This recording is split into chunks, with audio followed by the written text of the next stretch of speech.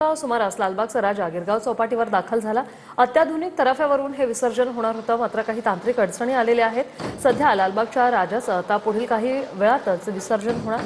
11:40 पुन्हा एकदा भरती आहे, त्यामुळे आता हे विसर्जन नेमकं कशा पद्धतीने करतात हे पाहणं महत्त्वाचं असणार आहे। गिरगाव चौपाटीवरची लालबागच्या राजाची ही दृश्य आपण पाहतोय। मोठ्या संख्येने भक्त जे आहेत ते या ठिकाणी अजूनही थांबून आहेत। तराफा देखील या ठिकाणी आहे, मात्र या तराफ्यावर विराजमान होण्यासाठी अडचणी ज्या आहेत त्या येत आहेत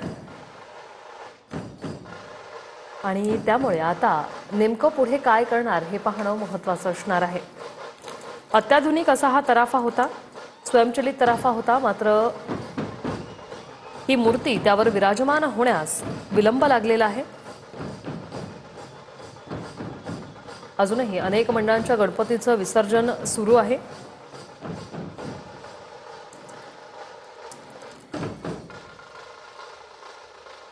गिरगाव चौपाटीवरची दृश्य आपण पाहतोय। कमरेपर्यंत पाणी जे आहे ते आलेलं आहे। तर दुसरी दृश्य आहेत पुण्यातल्या विसर्जन मिरवणुका देखील अजून सुरू आहे। निवारवाड्याचा हा गणपती, या गणपतीचं सध्या विसर्जन सुरू। ढोलताशाच्या गजरात तरुणाई डीजे डॉल्बीच्या तालावर सध्या थिरकताना या ठिकाणी आपल्याला पाहायला मिळते। पारंपरिकता आणि आधुनिकता या दोघांचं मिश्रण म्हणजे ही पुण्याची विसर्जन मिरवणूक असं आपण म्हणू शकतो।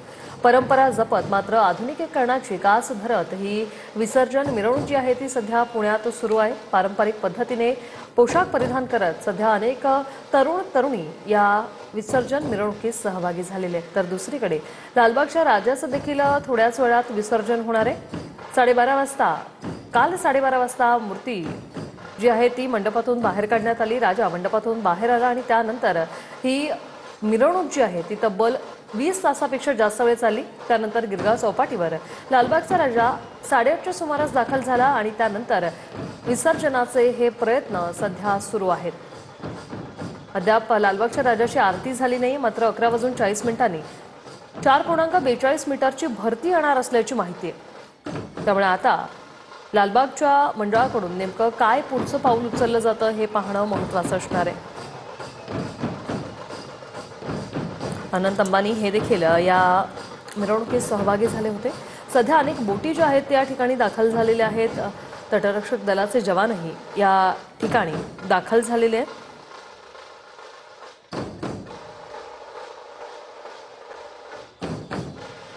मुंबई आणि जगभरात लोकप्रिय असणाऱ्या लालबागच्या राजाचं विसर्जन अजूनही झालेलं नाहीये।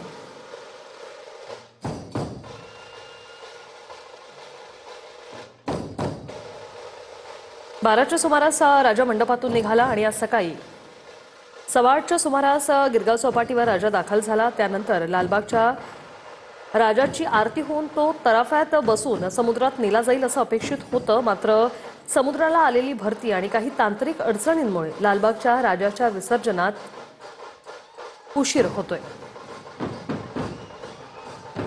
यंदा लालबागचा राजा हा नेहमीपेक्षा उशिराने खरं तर गिरगाव चौपाटीवर दाखल झाला आणि यानंतर गर्दीतून वाट काढत लालबागचा राजा हा समुद्र किनाऱ्यापर्यंत नेण्यात आला।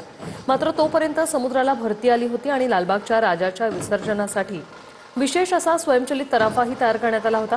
मात्र समुद्राला आलेली भरती, त्यामुळे हा तराफा जो आहे तो प्रचंड हलत होता।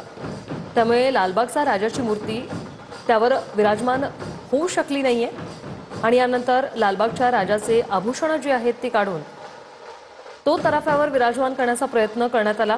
मात्र ज्या ट्रॉलीवर लालबागचा राजा होता तिथून तो निघत नव्हता, त्यामुळे लालबागच्या राजाचं विसर्जन आता लांबणीवर पडलेलं आहे। लालबागच्या राजाचं विसर्जन हे थोड्याच वेळात होणार आहे, मात्र हा राजा पुन्हा तराफ्यावर विराजमान केला जाणार की नाही याबाबत साशंकता आहे।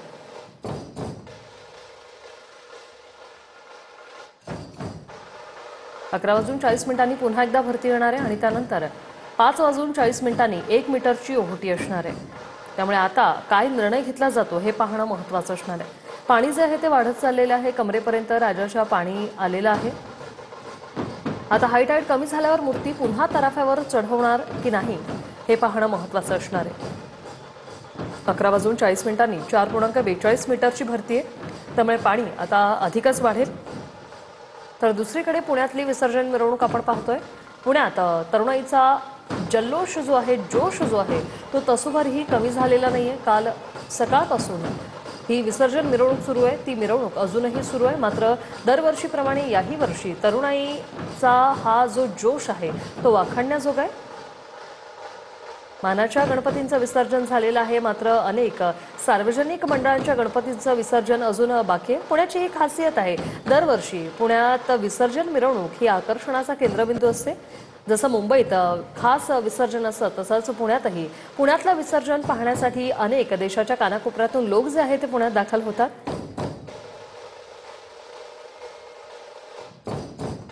तर पहिली दृश्य लालबागच्या राजाची। लालबागच्या राजाच्या विसर्जनाला थोडा विलंब होतोय गेलेला आहे। लालबागच्या राजाचं विसर्जन करण्याचा सध्या प्रयत्न सुरू आहे। अनेक अडचणी सध्या येत आहेत, मात्र अनेक प्रयत्नानंतरही मूर्तीचं विसर्जन आता थोड्याच वेळात होईल असं सांगण्यात येते। लालबागचा राजा आणि पुण्यातील विसर्जन मिरवणुका अशी ही दोन दृश्य आपण या ठिकाणी पाहतोय।